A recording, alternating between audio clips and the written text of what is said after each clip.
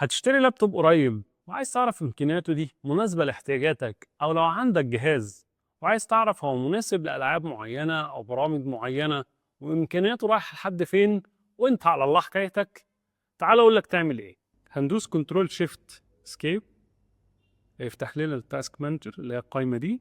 هنلاقي حاجة اسمها بيرفورمانس، ممكن الأيكون دي بتاعتها هنا أو كلمة بيرفورمانس، وممكن تلاقوها فوق هنا على اليمين.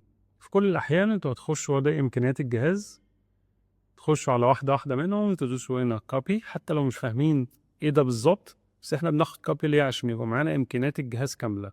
هاجي في أي نوت خارجية وأروح عامل بيست، لو كوبي بيست كنترول سي كنترول في، وارجع تاني اخد بتاعت الميموري ممكن اقف عليها وادوس كوبي برضو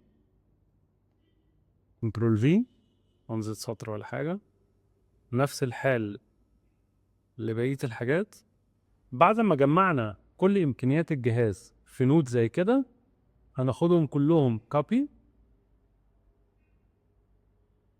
نروح على جوجل جيميناي ننزل منها بيست أو اللي هو النسخ واللصق، وندوس انتر.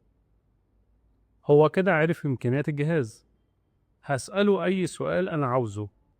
إمكانيات الجهاز ده تشتغل كويس تصفح بشغل أوفيس، ودوس انتر.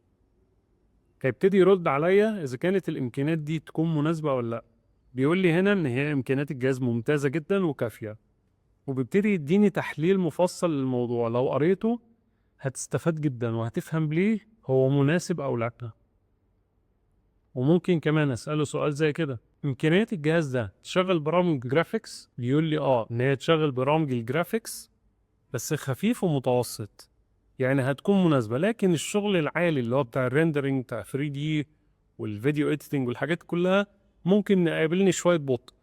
وبيبتدي يحلل لي تفصيليا، فانت ممكن تكتفي باول جمله، او لو حابب تفهم اكتر ليه ينفع وما ينفعش هتشوف التحليل بتاعه.